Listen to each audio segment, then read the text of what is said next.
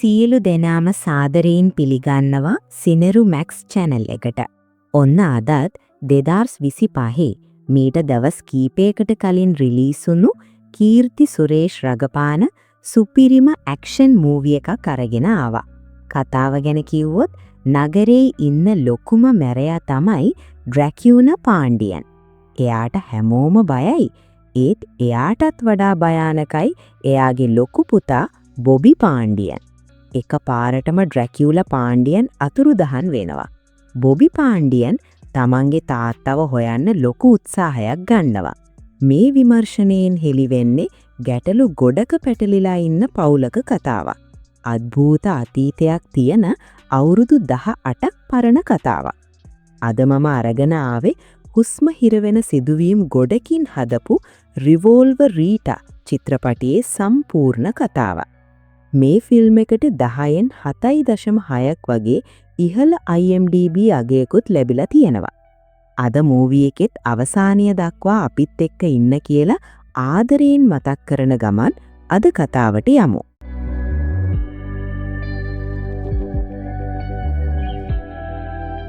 මෙයාගේ නම ප්‍රභාකර්.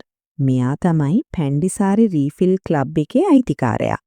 අවුරුදු 30ක මහන්සියෙන් එයා ලොකු මුදලක් ඉතුරු කරගෙන තියෙනවා. පස්සේ එයා කෝටි 2ක් ආයෝජනය කරලා තමන්ගේ පවුලට ඉඩමක් ගන්නවා. ඒත් රෙජිස්ටර් කරාට පස්සේ තමයි දැනගන්නේ විකුණපු කෙනා හොර උප්පු හදලා වෙන කෙනෙක්ගේ ඉඩමක් තමන්ගේ කියලා විකුණලා කියලා. එක මොහොතකින් ප්‍රභාකර්ගේ ඉඩමයි සල්ලි දෙකම නැති වෙනවා. හොඳ මිනිස්සෙක් අවුරුදු 30ක් දහඩිය මහන්සියෙන් හම්බ කරපු දේ නරක මිනිස්සෙක් උදුරගත්තම ඊ හොඳ මිනිස්සයාට මොනවද කරන්න පුළුවන්? ඉතින් මේ වේදනාව දරා ගන්න බැරුව ඒ මිනිස්සයා සිය දිවි නසා ගන්නවා. අනික් පැත්තෙන් ඉන්නවා ඩ්‍රැකියුලා පාණ්ඩියන් කියලා බලවත් මිනිස්සෙක්. එයා පෝටිචාර්වල ඉන්න මැරෙක්. ඊට පස්සේ එයාගේ පුතා ඩ්‍රැකියුලා බොබී වැඩ බාරගෙන තාත්තටත් වඩා භයානක වෙනවා. ඉඩමක් සම්බන්ධයෙන් ඩ්‍රැකියුලා පාණ්ඩියන් සහ ආන්ධ්‍ර ප්‍රදේශ දේශපාලකයෙක් වන නරසිම්හ රෙඩ්ඩි අතර ආරවුලක් ඇති වෙනවා. එක අවස්ථාවකදී රෙඩ්ඩි පාණ්ඩියන්ට ඒ ඉඩම ගැන අභියෝග කරනවා. මේ අභියෝගය ගැන ආරංචි වුණ ගමන් බොබී රෙඩ්ඩිගේ ඔළුව දෙකට කපලා දානවා. ඒ වගේම රෙඩ්ඩිගේ කැපූ ඔළුව රෙඩ්ඩිගේ සහෝදරයාට තෑග්ගක් විදියට යවනවා. ඒ විතරක් නෙවෙයි තර්ජනය කරලත් යනවා. පලිගැනීමේ චේතනාවෙන් රෙඩ්ඩිගේ සහෝදරයා දිවුරනවා පාණ්ඩියන්ගේ ඔළුව එවලා බොබීට දඬුවම් දෙනවා කියලා. මේ නිසා ඩ්‍රැකියුලා සහ බොබී රෙඩ්ඩිගේ සහෝදරයන් අතර වෛරයක් පටන් ගන්නවා. ප්‍රභාකර් මැරෙනවා, රෙඩ්ඩිගේ සහෝදරයා ඝාතනය වෙනවා. මේ හැම සිදුවීමක්ම අතරේ අපේ කතාවේ ප්‍රධාන චරිතය එන්නයි යන්නේ. සෙනසුරාදා දහවල් හරිම දඟකාර සතුටින් ඉන්න කෙල්ලෙක් තමයි රීටා. එයා හෝටලයක මැරේජ් කෙනෙක් විදියට වැඩ කරනවා. ස්ටාෆ් එකට වැඩ කියලා දීලා රීටා එයාගේ අම්මට කෝල් කරලා කියනවා මම දැන් එළියට ආවේ. එන දමන් කේක් එකකුයි සමෝසයි අරන් එන්නම්. අම්මා කියනවා මම අසල්වැසියන්ට කිව්වා අපි 7:00ට කේක් කපනවා කියලා. දැන් ඔයා පරක්කු වෙලා ආවොත් අපි කවද්ද ගේ සරසන්නේ? රීටා කියනවා අම්මේ ඔයාට ගේ සරසන්න උපරිම විනාඩි 10ක් යයි. අනික් පැත්තෙන් පේනවා ලාලු කියලා කෙනෙක් ඩ්‍රැකියුලාට කෝල් කරලා කියනවා සර් මම අද ඔයාට විශේෂ දෙයක් ලෑස්ති කරලා තියෙනවා. මම එයාගේ පින්තූර ටිකකුයි වීඩියෝ ටිකකුයි WhatsApp කරා. ඔයා ඒක බලලා මට කතා කරන්න. ඩ්‍රැකියුලා පින්තූර බලන්න පටන් ගන්නවා. පින්තූර දෙකලා පිස්සු වැටුණු එයාගේ සේවකයෙක් වන ගේබ්‍රියල්ට කතා කරලා අහනවා කෙල්ල කොහොමද කියලා. මේ වෙලාවේ එතනට එන පොඩි පුතා චේටා මේක දැකලා තාත්තට අපහාස වෙන විදිහේ දෙයක් කියනවා. පුතා ගියාට පස්සේ ඩ්‍රැකියුලා ලාලුට කෝල් කරනවා. ලාලු ෆෝන් එක ගත්තම ඩ්‍රැකියුලා කියනවා "ඔව් මම දැක්කා. මට ඇඩ්‍රස් එක එවන්න. මම 7 වෙද්දි එතනට එනවා." කතා කරලා ඉවර වුණාම ලාලු සම්පූර්ණ ඇඩ්‍රස් එක යවලා ෆෝන් එක තියනවා. අපිට පේනවා ඩ්‍රැකියුලාව මරන්න සම්පූර්ණ කණ්ඩායමක්ම මේ ප්ලෑන් එක හදලා තියෙනවා කියලා. එයාලා කෙල්ලෙක්ගේ ෆොටෝ පෙන්නලා තමයි ඩ්‍රැකියුලාව මේ ගෙදරට ගෙන්න ගන්නේ. එයාලා හැමෝම එකතු වෙලා තමයි මෙයාව මරන්න ඉන්නේ. සෝනියා, බාබු, දාස්, කුමාර් තමයි මේ මිෂන් එකේ ඉන්නේ. මෙතන ප්‍රධානියා තමයි මාටින්. එයාලා හැමෝම එකතු වෙලා තමයි මේ සැලැස්ම හැදුවේ. එයාලව කුලියක අරගෙන තියෙන්නේ රෙඩ්ඩි සහීබ්. රෑ වෙනවා. රීටා කේක් එකක් ගන්න කඩේකට ඇවිත් ඉන්නවා. මේ වෙලාවේ එයා එයාගේ මස්සිනාට කෝල් කරලා කියනවා අයියේ අද යජ්නිගේ පළවෙනි උපන්දිනේ. ඔයා ආවේ නැත්තම් මම කවදාවත් එන්නේ නැහැ. මේක අහලා රීට තරහින් ෆෝන් එක තියෙනවා. ඇත්තටම මොකක් හරි හේතුවකට එයාගේ අක්කයි මස්සිනයි අතරේ ප්‍රශ්නයක් වෙලා. ඒ නිසා රීටගේ අක්කා දැනට ඉන්නේ රීටගේ ගෙදර. ටික වෙලාවකින් කඩේ කෙනා කියනවා උපරිම විනාඩි 15ක් ඇතුළත කේක් එක ලෑස්ති වෙනවා කියලා. ඊට පස්සේ කඩේ අයිතිකාරයාම යාළගේ ගෙදරට කේක් එක ගෙනත් දෙනවා කියනවා. මේක අහපු රීටා අනිත් බඩු ටිකත් අරගෙන ගෙදර එනවා. ඒ වෙද්දි ඩ්‍රැකියුලත් මේ පැත්තට ඇවිත් ඉන්නවා. බාබු දුර ඉඳන් මේක බලාගෙන ඉන්නවා. හැබැයි මැදදී පොඩි අවුලක් වෙනවා. එයාට කිව්වේ අතුරු පාරකට හරවන්න කියලා. ඒත් එයා වරදීමකින් දකුණු පැත්තේ පාරට හරවනවා. ඒ අනුව එයා යන්නේ වෙන ගෙදරකට. ඇත්තටම ඩ්‍රැකියුලා පාර මැදදී ගොඩක් මත්ද්‍රව්‍ය පාවිච්චි කරලා හිටපු නිසා එයා හිටියේ සිහියෙන් නෙවෙයි. ඩ්‍රැකියුලා රීටාගේ ගෙදරට ඇතුල් වෙනවා. රීටා යාව දැකලා අහනවා කවුද ඔයා? මොනවද අහන්නේ? ඇයි උත්තර දෙන්නේ නැත්තේ? රීටට හොඳටම තරහ යනවා. ඒත් මත් වෙලා ඉන්න ඩ්‍රැකියුලා රීටා ගැන පාට හීන දකිනවා. පස්සේ ඩ්‍රැකියුලා කියනවා මේ ලාලු තමයි කෙල්ලෙක්ගේ ෆොටෝ එකක් පෙන්නලා මාව මෙහෙට ගෙනාවේ. ගිහින් ලාලුට කතා කරන්න. රීටා කියනවා කවුද ලාලු? මෙහි එහෙම කෙනෙක් නෑ. එළියට යන්න. කෑ ගහන සද්දේ ඇහිලා අම්මා කුස්සියේ ඉඳන් ප්‍රෙෂර් කුකර් එකේ මූඩියත් අතේ තියාගෙන එළියට ඇවිත් මේ ගැන අහනවා. දුවගෙන් සම්පූර්ණ සිද්ධිය අහගත්තම අම්මයි දුවයි දෙන්නම ඩ්‍රැකියුලට ගෙදරින් යන්න කියනවා. ඩ්‍රැකියුලාගේ මූඩ් එක අවුල් වෙලා එයා රීටට පිස්තෝලයක් දික් කරනවා. මේ වගේ වෙලාවක කලබල වෙන රීටා අතේ තිබුණු පාටි පොපර් එකෙන් එයාගේ අතට ගහනවා. ඒ පාරටම පිස්තෝලය බිම වැටෙනවා. ඒ අතරේ අම්මා අතේ තිබුණු ප්‍රෙෂර් කුකර් මූඩියෙන් එයාගේ ඔළුවට ගහනවා. ඒ පාරටම එයාගේ සාක්කුවේ තිබුණු ෆෝන් එක බිම වැටෙනවා. මේ වෙලාවේ ලාලු කෝල් කරනවා. ෆෝන් එක අල්මාරියේ වෙදිලා ඔටෝමැටිකලි ආන්සර් වෙලා ලවුඩ් ස්පීකර් යනවා. ඒ අතරේ ඩ්‍රැකියුලත් සිහි නැතුව බිම වැටෙනවා. රීටා චෙක් කරලා බලද්දි ඩ්‍රැකියුලා හුස්ම ගන්නෙ නෑ. එයා අම්මට කියනවා එයා මැරිලා කියලා. මේ ආරංචිය ලාලුටයි මාටින්ටයි ෆෝන් එකෙන් ඇහෙනවා. රීටා දොර ලොක් කරනවා. අම්මා කලබල වෙලා වතුර ගෙනත් ඩ්‍රැකියුලාගේ මූණට ඉහිනවා. කොහොම හරි එයා බේරෙයිද කියලා බලන්න. ඒත් ඒ එක්කම කෝලින් බෙල් එක වදිනවා. දොර ඇරලා බලද්දි පේනවා බේකරියෙන් කේක් එක දෙන්න ඇවිත් කියලා. ටික වෙලාවකින් එහා ගෙදර කමලා ආන්ටිත් එනවා. එයා පොඩ්ඩක් CID වගේ කියන්නත් පුරුවන්. හරියටම ඒ නිසා අම්මයි දුවයි ප්ලෑන් කරලා ගේ ඇතුලේ ඉන්නන් කෑ ගහනවා අම්මේ දොර ඇරලා බලන්න කමලා ආන්ටි ඇවිද්ද කියලා. එයා ආවනම් ඉවරයි. අද තනියම ඔක්කොම කාලා දායි. තමන් ගැන මෙහෙම නරකක් ඇහුනම කමලා ආන්ටි තරහ වෙලා එතනින් යනවා. ඒ අතරේ බාබු දුන්න තොරතුරු අනුව මැරියෝ පාර දිගේ ඇවිත් රීටගේ ගෙදරට කිට්ටු වෙනවා. අම්මයි දුවයි කොහොම හරි මිනිහ ඇදගෙන ගිහින් ලාච්චුවක් ඇතුලේ හංගනවා. ලේ පැල්ලම් තිබුණු තැන දිග රෙද්දක් දානවා. ඊට පස්සේ දොර ඇරලා කේක් එක අරගෙන කොහොම හරි කඩේ සේවකයාව එතනින් යවනවා. ටික වෙලාවකින් රීටගේ අනිත් සහෝදරියෝ දෙන්නත් ගෙදර එනවා. ලොකු අක්කා ගෙට ඇවිත් කියනවා ඇයි කේක් එකත් ඇවිත් ඔයාලා තාම ගේ සරසන්න පටන් අරන් නැද්ද? අම්මා බයෙන් ඉස්සරහට අත දික් කරලා කෙල්ලොන්ට බලන්ද කියනවා. ලොකු දුව ඒක දැකලා බය වෙලා කියනවා මේ ඉන්නේ ඩ්‍රැකියුලා පාණ්ඩියන්. පොන්ඩිචෙරි වල ඉන්න ප්‍රසිද්ධ මැරෙක්. අම්මා සම්පූර්ණ කතාව කියනවා. පොඩි කෙල්ල කියනවා අම්මා ගැහුවම එයා බිමට වැටිලා මොලේට වෙච්ච තුවාලෙකින් මැරිලා තියෙන්නේ. ඒ කියන්නේ අම්මා මිනි මැරමක් කරලා. මේ හැමදේම ගේ ඉස්සරහා ඉඳන් මාටින්ටයි එයාගේ ටීම් එකටයි ෆෝන් එකෙන් ඇහෙනවා. ලොකු අක්කා කියනවා ඩ්‍රැකියුලාගේ ලොකු පුතා බොබී මේක දැනගත්තොත් අපිට කිසිම ගැලවීමක් නෑ කියලා. අම්මා කියනවා අපි දැන්ම පොලිසියට යමු. ලෝය කෙනෙක් ගත්තොත් ලෝය ආත්මාරක්ෂාව ගැන කතා කරලා අපිට ඇපාරන් දෙයි. රීටා කියනවා අම්මි මෙතන තව ප්‍රශ්නයක් තියෙනවා. මේ පැත්තේ ඉන්න පොලිස් නිලධාරියෙක් කාමරාජ් සර් දවසක් බීගෙන කඩේකින් බඩු ටිකක් ගත්තා. එයාගෙන් සල්ලි ඉල්ලුවට කඩේ සේවකයට හොඳටම ගැහුවා. පොලිස් නිලධාරියෙක්ගෙන් සල්ලි ගන්නවද කියලා තමයි එයා ගැහුවේ. මම ඒ සිද්ධිය මගේ ෆෝන් එකෙන් වීඩියෝ කරලා ෂෙයා කරා. ඒකට පොලිස් නිලධාරියා මාත් එක්ක හොඳටම තරහින් උන්නේ. දවසක මෙහෙම අවස්ථාවක් ලැබුණොත් පලිගන්නවා කියලාත් කිව්වා. ඒ නිසා බේරෙන්න තියෙන හැම පාරක්ම දැන් වැහිලා. රීටා කියනවා දැනට අපි මේ මිනිහ හංගමු. උපන්දිනේ සැමරුලා ඉවර කරමු. ඊට පස්සේ අපි මේ ගැන කතා කරමු. එළියේ ඉන්න මාටින් කියනවා එයාලා පොලිසියට යන්නෙත් නැහැ. දැනට පාටියේ ඉවර කරලා මේ ගැන කතා කරමු කියනවා. එතකොට අපිත් මේ ගැන හිතමු. ඩ්‍රැකියුලාව කාමරයක දාලා ලොක් කරනවා. එයාලා හිතේ බය තියාගෙන මූණේ හිනාවක් මවාගෙන උපන්දින සැමරුම හොඳට ඉවර කරනවා.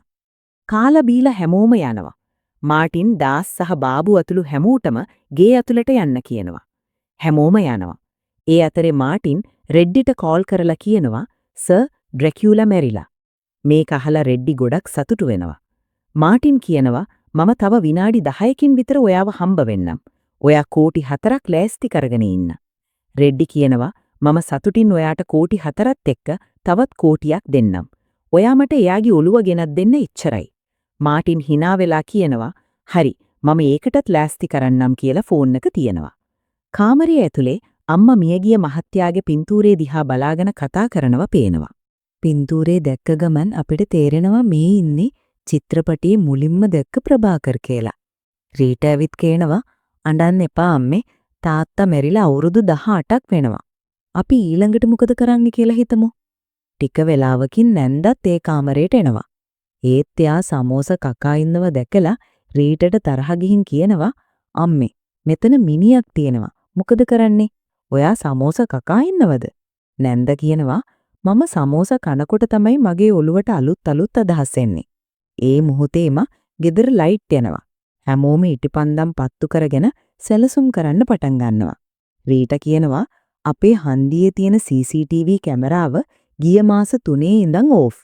අනිත් කැමරාව තියෙන්නේ ඔඩිටර්ගේ ගේ ගාව. ඒක තියෙන්නේ අපේ පාරේ කෙළවරේම වගේ. ඒ කියන්නේ ඩ්‍රැකියුලා අපේ ගෙදරට ආව කියලා ඔප්පු කරන්න විදිහක් නැහැ. ෆෝන් එකත් කැඩිලා නිසා ෆෝන් සිග්නල් ගන්නත් විදිහක් නැහැ. අපි හෙට රියාගේ දෑවැදි සල්ලි වලින් සෙකන්ඩ් හෑන්ඩ් කාර් එකක් ගමු. අනිත් අය හිතයි ඒක අක්කගේ වෙඩින් එකේ දෑවැද්දට ගත්තා කියලා.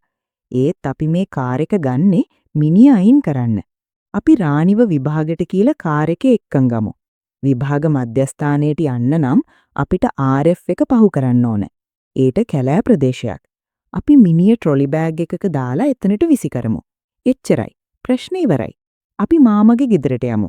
එයාට කියමු දැනට කාර් එක තියාගන්න අපි ඉක්මනට ස්වර්ණාභරණ ගේනවා කියලා. අපි රියාවත් එහෙ දාලා එමු. පොලිසිය අපිව ප්‍රශ්න කරත් එයාලට කිසිම සැකයක් ඇති වෙන්නේ නැහැ. ඒ කියන්නේ අපි අහු වෙන්නේ නැහැ. ඒත් මේ හැමදේම කරන්න කාර් එකක් ගන්න අපිට සල්ලි ඕන. අම්මා කියනවා ඔයාලා දැක්කනේ එයාගේ බෙල්ලේ රත්තරන් ගොඩක් තිබුණා. අපි එක දෙයක් කරමු. ඒව විකුණමු. රීට කියනවා අම්මේ ඔයාට පිස්සුද? එතනින් පොඩි දෙයක් විකුණන්න ගියොත් අපි අහු වෙනවා. නංගි කියනවා එහෙනම් දැනට අපි මෙයාව ෆ්‍රිජ් එකේ තියමු. සාමාන්‍යයෙන් මේ වගේ මිනියක් පැය 15 ඉඳන් 25ක් වෙනකම් ෆ්‍රිජ් එකේ තියන්න පුළුවන්. මාටින් එයාගේ සගයා දාස්ට කියනවා වෙඩිපුර සල්ලි ගන්න ලාලු ඉවරයක් කරන්න කියලා. උදේ එයාලා ඩ්‍රැකියුලාව ගේ ඇතුලේ ෆ්‍රිජ් එකට දානවා. මේ වෙලාවේ මස්සිනා එනවා. ඩ්‍රැකියුලාව දැකලා මස්සිනා කියනවා මේ මොකක්ද ආයෙත්? මේ ඔයාගේ අලුත් යාළුවෙක්ද නැත්නම් නැන්දම්මගේ අලුත් යාළුවෙක්ද? මේක අහලා නැන්දම්මගේ මූඩ් එක සම්පූර්ණයෙන්ම අවුල් වෙනවා. ඒකට නැන්දම්ම තරහින් කියනවා ඔයා මොනවද හිතාගෙන ඉන්නේ? මම මේ වයසක මැරයත් එක්ක සටන් කරයිද? මේ මෝඩ මිනිස්සයා අපේ ගෙදරට කඩා පැන්නා. යන්න කිව්වම මගේ දුවට තුවක්කුවක් දික් කළා. මමත් මූඩීකින් ඔළුවට ගැහුවා. ඒකට තමයි මෙයා මෙතන මැරිලා වෙටිලා ඉන්නේ. නැන්දම්මගින් මේ වගේ වචන ඇහුනම බීපු බෑනා කියනවා මැරෙයික්ද? ඔයාලා මෙතන ඉන්න. මම දැම්ම ගිහින් හෙට උදේ වෙද්දි පොලිසිය මෙහෙට ගේනවා. මේක අහලා මුළු පවුලම කලබල වෙනවා. රීටාගේ ලොකු අක්කා කියනවා මම මගේ මහත්තයාව හොඳට දන්නවා. මට දැන් එයාට ඕනවට වඩා බොන්න දෙන්න පුරුවන් නම් එයාට අද රෑ වෙච්ච සම්පූර්ණ සිද්ධියම අමතක වෙලා යයි. අනික් පැත්තෙන් පේනවා දාස්, බාබුයි, ජෝකරුයි එක්ක එයාලගේ ලොක්කා මාටින්ව මරන්න ප්ලෑන් කරනවා. මොකද මාටින් රෙඩ්ඩිගෙන් කෝටි 5ක් ලැබුණත් එයාලට දෙන්න පොරොන්දු වෙලා තිබුණේ ලක්ෂ 10ක් විතරයි. දාස්ට මේක පස්සේ රෙකෝඩ් එකක් හරහා තේරුම් යනවා. දාස්ගේ විශ්වාසය බිඳුණු නිසා එයා එයාගේ සහකරු මාටින්ව මරලා දානවා. ඊට පස්සේ එයා මාටින්ගේ ෆෝන් එක අරගෙන රෙඩ්ඩිට කතා කරලා කියනවා මම කවුද කියලා අහන්න එපා. ඔයාට මට මිස්ටර් එච් කියලා කතා කරන්න පුළුවන්. දැනට ඩ්‍රැකියුලා පාණ්ඩියන්ගේ ඔළුව තියෙන්නේ මං ගාව. මම මාටින්ගේ සගයෙක්. මාටින් සල්ලිවලට මාව මරන්න හැදුවා. ඒත් මම එයාව මැරුවා. ඔයාට ඕන ඩ්‍රැකියුලා පාණ්ඩියන්ගේ ඔළුව, මට ඕන සල්ලි. මොකද අපි අතරේ තිබ්බ ඩීල් එක දැන් මමයි කරන්නේ. රෙඩ්ඩි කියනවා මගේ සල්ලි ලෑස්ති. මට කියන්න ඔයා කවද්ද ඔළුව දෙන්නේ කියලා.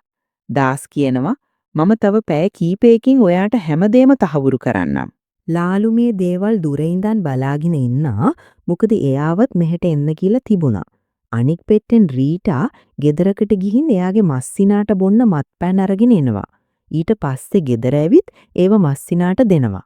මස්සිනා ඕනවට වඩා බීලා සිහිනතුව වැටෙනවා. මේ අවස්ථාවෙන් ප්‍රයෝජන අරගෙන නැන්දම්මා එයාට ඕන විදිහට බෑනට විහිළු කරන්න පටන් ගන්නවා. මොකද මේ මෝඩ බෑනා එයාලව හොඳටම තරහ ගස්සලා තිබුණා. කොහොම හරි එයා ඩ්‍රයිවර් කෙනෙක්ට කතා කරලා බීපු බෑනාව ඔටෝ එකට දානවා. එයා ඩ්‍රයිවර්ට කියනවා බෑනාව හරියටම ඇඩ්‍රස් එකට ගිහින් දාන්න කියලා. ඩ්‍රයිවර් ගියාට පස්සේ එයාලා ආපහු ගෙදර ඇවිත් පාණ්ඩියෙන්ව ෆ්‍රිජ් එකට දානවා. පහුවදා උදේ බොබි එයාගේ තාත්තගේ සේවකයෙක් ගාවට ගිහින් කනේ පාරක් ගහලා කියනවා තාත්තා ඊයේ හවස 6න් පස්සේ ගෙදරින් ගියා. මුළු රෑම අපි මුකුත් දැනගෙන හිටියේ නෑ. දැන් උදේ 10යි. දැන් ඔයා කියනවද තාත්තා ගෙදර ආවේ නෑ කියලා. හොඳයි. තාත්තා ඊයේ කතා කරපු කෙනාගේ නම මොකද්ද? සේවකයා කියනවා ලාලු. බොබි අහනවා එයා ගatti මොන කාර් එකද? සේවකයා කියනවා කළු හොන්ඩා සිටි කාර් එකක් ගත්තේ. අනික් පැත්තෙන් රීටා ගැනුම්කරුවෙක්ගෙන් කළු කාර් එකක් ගන්නවා. පොලිස් ස්ටේෂන් එක ඇතුලේ බොබි කාමරාජ් ඔෆිසට කෝල් කරලා කියනවා මගේ තාත්තා ඊයේ රෑ ඉඳන් අතුරුදහන්. මම ඔයාට තාත්තගේ නම්බර එක එව්වා. ඔයා ඒ නම්බර එක ට්‍රේස් කරන්න. ඒ මොහොතේම අපිට පේනවා දාස්, බාබු, ජෝක තුන්දෙනාත් ඒ පොලිස් ස්ටේෂන් එකේම ඉන්නවා. කාමරාජ් සර් ඊයේ රෑ එයාලව මත්පැන් කඩයක් ඉස්සරහා ඉඳන් අත්අඩංගුවට අරගෙන. හැමෝම පාණ්ඩියාගේ ගෙදර ඩ්‍රැකියුලා පාණ්ඩියාගේ අතුරුදහන් වීම ගැන කතා කරනවා. බොබි කියනවා කවුරු හරි ලාලුව රවට්ටලා මගේ තාත්තව අනතුරේ දාලා. ලාලුගේ ෆෝන් එකත් ඔෆ් කරලා. දාස් එයාගේ ටීම් එකත් එක්ක කොහොම හරි පොලිස් ස්ටේෂන් එකෙන් පැන ගන්නවා. පොලිස් නිලධාරියා බොබීට කෝල් කරලා කියනවා මම ඔයාගේ තාත්තගේ ලොකේෂන් එක ට්‍රේස් කරා. මම එහෙට යනවා. මම ඔයාටත් ලොකේෂන් එක එව්වා. ඔයා ඉක්මනට එන්න. බොබි ඉක්මනට ඒ ලොකේෂන් එකට පිටත් වෙනවා. දාස් ආරක්ෂිත තැනකට ඇවිත් රෙඩ්ඩිට කෝල් කරනවා. රෙඩ්ඩි ෆෝන් එක ගත්තම කියනවා මම ඊයේ රෑ ඉඳන් පිස්සු බල්ලෙක් වගේ ඉන්නේ. ඔයාලා ෆෝන් එකත් ඔෆ් කරලා. දාස් කියනවා ඇත්තටම අපිට පොඩි අනතුරක් වුණා. ඒකයි අපි ෆෝන් එක ඔෆ් කරේ. ඔයාගේ ඩ්‍රැකියුලා පාණ්ඩියන්ගේ ඔළුව සම්පූර්ණයෙන්ම සේෆ්. ඔයා දවල්ට ලොකේෂන් එක අනුව එන්න. පොලිස් නිලධාරියයි බොබි ලොකේෂන් එක අනුව තැනට ඇවිත් දෙන්නෙක්ට හොඳටම ගහනවා. එක කොල්ලෙක් කියනවා ඊයේ රෑ මම දැක්ක කළු කාර් එක පාරේ ගොඩක් වෙලා තියෙනවා. මම කාර් එකේ ලොක් එක ඇරියා. ඊට පස්සේ මට ෆෝන් එක ලැබුණා. ඊට පස්සේ අනිත් කෙනා කියනවා මම දන්නේ නෑ වාගේ තාත්තා කොහෙද කියලා. මම කාර් එක අද උදේ වික්කා. ඒ කියන්නේ මේ ගැනුම්කරු තමයි රීටාට කාර් එක විකුණලා තියෙන්නේ. පොලිස් නිලධාරියා රීටාගේ සම්පූර්ණ ඇඩ්‍රස් එක ගන්නවා. සම්පූර්ණ නමයි ඇඩ්‍රස් එකයි දැනගත්තට පස්සේ නිලධාරියාට මතක් වෙනවා මේ ඉන්නේ අර කෙල්ලමයි කියලා. කවදා හරි දවසක එයා නිසා නිලධාරියාට හැමෝම ඉස්සරහා නින්දාවටපත් වෙන්න උනා. නිලධාරියා කියනවා බොබි මම මේ කෙල්ලව දන්නවා. ඔයා ලාලුගේ ගෙදරට ගිහින් හොයන්න. සමහර විට ඔයාගේ තාත්තා එහි හිර කරලා ඇති. බොබි ලාලුගේ ගෙදරට යන්න තීරණය කරනවා. ඒත් ඊට කලින් එයාලා අර දෙන්නවම මරලා දානවා. රීටයි එයාගේ පවුලේ අයයි ගෙදර හැමදේම පිරිසිදු කරනවා. ඩ්‍රැකියුලාව ලගේජ් එකට දාලා මිරිස් කුඩු ඉහිනවා. ඊට පස්සේ ලොකු අමාරුවකින් එයාව කාර් එකට දාගන්නවා. බොබි ලාලුව හොයාගෙන එළියට යනවා. පොලිස් නිලධාරියා පලිගන්න එළියට යනවා. රෙඩ්ඩි එයාගේ සහෝදරයාගේ මිනිමෙරුමට පලිගන්න එළියට යනවා. රීටා මිනිමෙරුමක් වහගන්න එයාගේ පවුලත් එක්ක එළියට යනවා. අම්මා මුළු පාර පුරාම ප්‍රාර්ථනා කර කර ඉන්නවා. ගොඩක් දුර ගියාට පස්සේ කාර් එකට පෙට්‍රල් ගහන්න ඕන වෙනවා. ඉතින් එයා පෙට්‍රල් ෂෙඩ් එකක කාර් එක නවත්තනවා. ඒ මොහොතේම පිටිපස්සෙන් තව කාර් එකක් එවිත් වදිනවා. අම්මා තරහින් එළියට ඇවිත් කාර් එකේ ඉන්න අයට බනින්න පටන් ගන්නවා. කෙල්ලෝ නවත්තන්න හදුවත් අම්මා දිගටම රණ්ඩු වෙනවා. ගෑනු කෙනෙක් එක්ක මිච්චර රණ්ඩු වෙන්න බැරි තැන අන්තිමට පාණ්ඩියන්ගේ පොඩි පුතා Taman කවුද කියලා හඳුන්වලා දෙනවා. ඒක ඇහුනම හැමෝගෙම ඇස් උඩ යනවා. අම්මා ලස්සනට රඟපාන්න පටන් ගන්නවා. මේ කොල්ලා එයාගෙම පොඩි පුතා වගේ කියලා පෙන්නනවා. ඒකයි මම ආදරෙන් පොඩ්ඩක් හික්මවන්න හැදුවේ කියලා කියනවා. පොඩි පාණ්ඩියන් හරි කමක් නෑ කියලා සමාව දීලා යනවා. රීටා ඉක්මනට කාර් එක අරගෙන යනවා. ඒත් පොඩි පාණ්ඩියන්ට මොකක් හරි හේතුවකට කාර් එක ගැන පොඩි සැකයක් ඇති වෙනවා. මොකද එයාගේ තාත්තගේ කාර් එකත් මේ වගේම එකක්.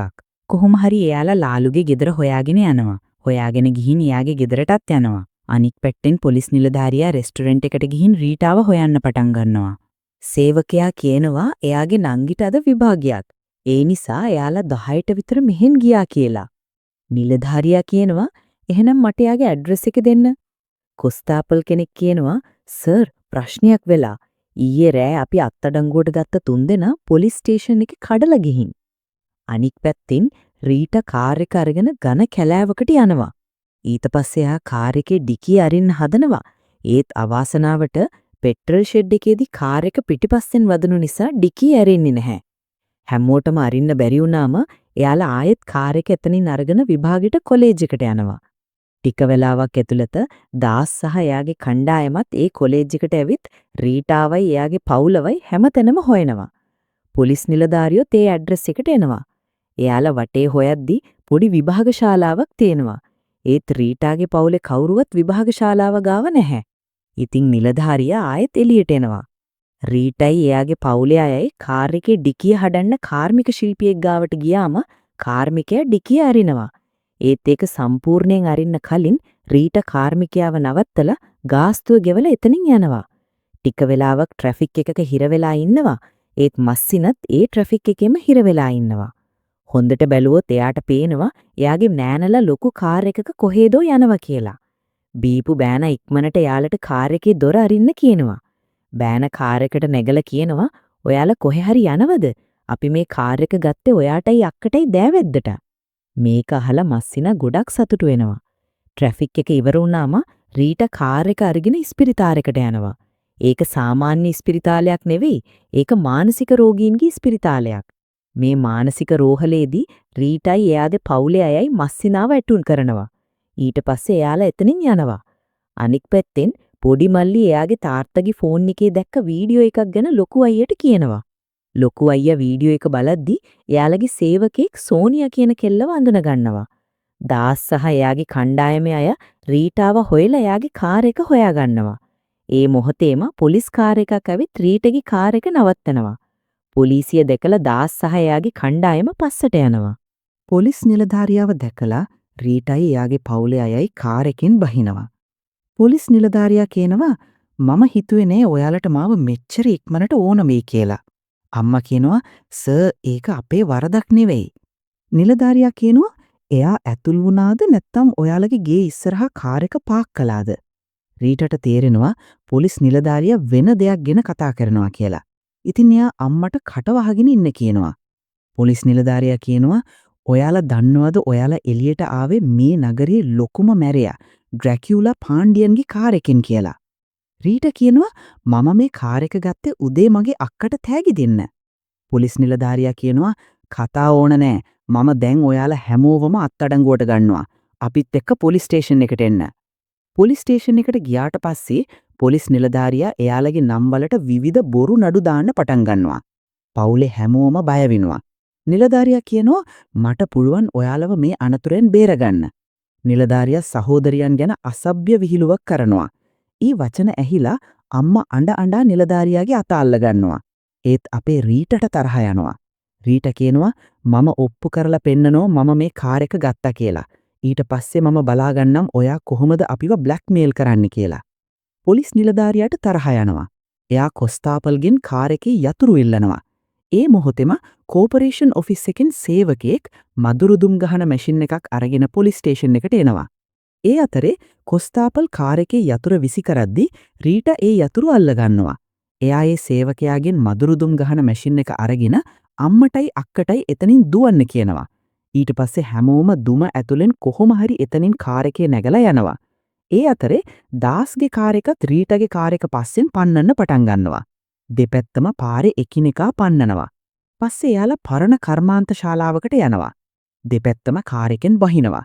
දාස් කියනවා ඩිකිය අරින්න. අපි දන්නවා පාණ්ඩියා මැරුණේ ඔයාලගේ ගෙදරදි කියලා. පාණ්ඩියාගේ මිනිහ සම්බන්ධයෙන් අපිට ඩීල් එකක් තියෙනවා. ඔයාලා ඒ මිනිහත් අරගෙන මුළු පාර පුරාම රවුම් ගහනවා. අපි ඊයේ රෑ ඉඳන් මිනිහ ගන්න හදනවා. අම්මා කියනවා එහෙනම් අපි ඊයේ රෑම ඒක දෙනවනේ. අපි තාමත් බයින් ඉන්නේ. ඔයාලම ගිහින් ගන්න. දාස් මිනිහ ගන්න කාර් එකේ ඩිකිය අරිනවා.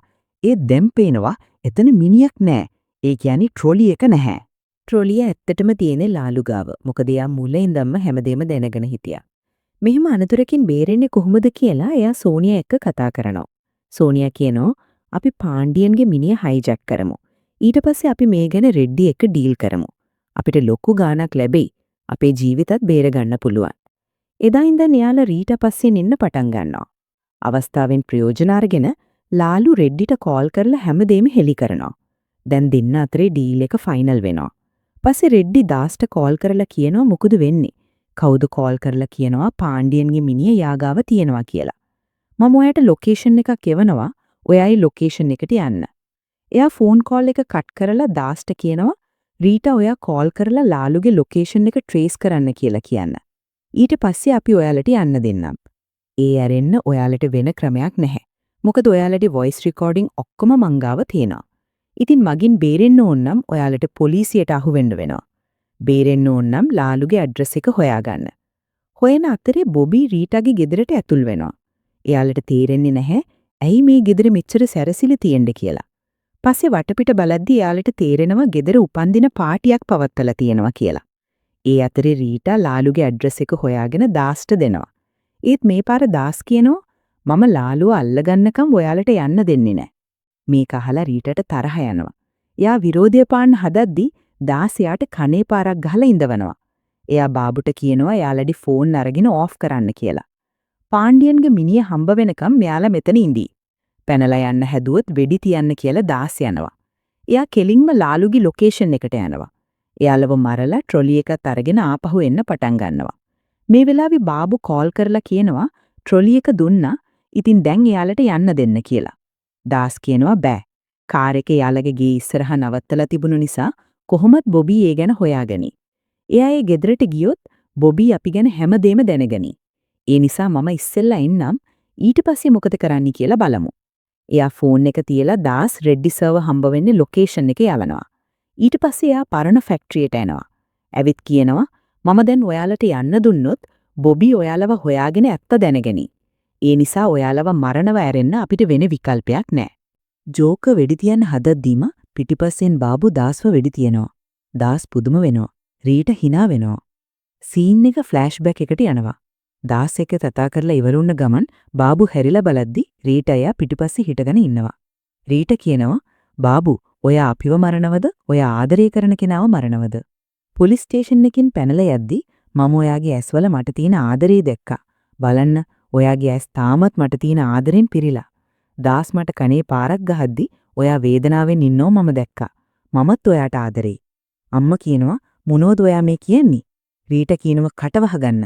මැරෙන්න කලින් මට මගේ හැඟීම් එයාට පැහැදිලි කරන්න දෙන්න. අපිට පාණ්ඩියන්ගේ ඔළුව රෙඩ්ඩිට දෙන්න පුළුවන් වුණොත් අපිට කෝටි 5ක් ලැබෙනවා.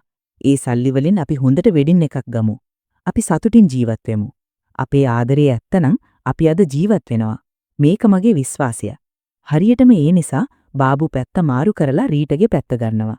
එක අවස්ථාවකදී එයා දාස්ව මරනවා. දාස්ව මැරුවට පස්සේ රීටා යකඩ පොල්ලකින් බාබුට ගහලා එයාව සිහි නැති කරනවා. ඊට පස්සේ රීටා පොලිස් නිලධාරියාට කෝල් කරලා කියනවා සර් මම ඔයාගෙන් පැනලා යන්න හොඳ නැහැ. ඔයා කිව්වේ ලක්ෂ 50ක් ඒත් මෙහෙට ආවොත් ඔයාට කෝටි 5ක් ලැබෙයි. මේ ගනුදෙනුවෙන් අපේ රණ්ඩුව ඉවර වෙයි. මම ඔයාට ලොකේෂන් එක එවනවා.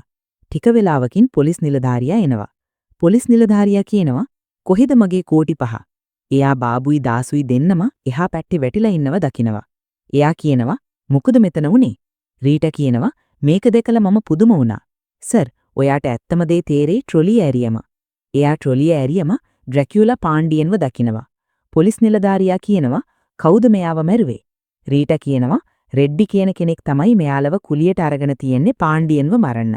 ඒත් පාණ්ඩියන් වැරදීමකින් අපේ ගෙදරට ඇතුල් වුණා. අපි එයාව හොයාගන්නකොට එයා මැරිලා. ඊට පස්සේ එයාලා අපිට බල කළා එයාගේ මිනිහ රෙඩ්ඩිට ගිහින් දෙන්න කියලා.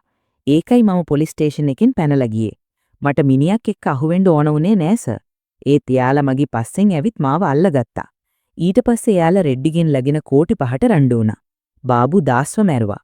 මගේ ජීවිතේ බේරගන්න මම බාබුට ගහලා බිම දැම්මා. ඊට පස්සේ මම එයාව බැඳලා දැම්මා. නිලධාරියා අහනවා ඔයාගේ පවුලේ අය කොහිද? රීටා කියනවා එයාලා ගෙදර ගියා. සර් එයාලා පාණ්ඩියන්ගේ ඔළුව ගන්න ලෑස්ති. එයාලා තාමත් කෝටි 5ට බලාගෙන ඉන්නවා. අපි පාණ්ඩියන්ගේ මිනිය ගිහින් දුන්නොත් අපිට සල්ලි ලැබෙනවා. ඒකයි මම ඔයාට කතා කරේ.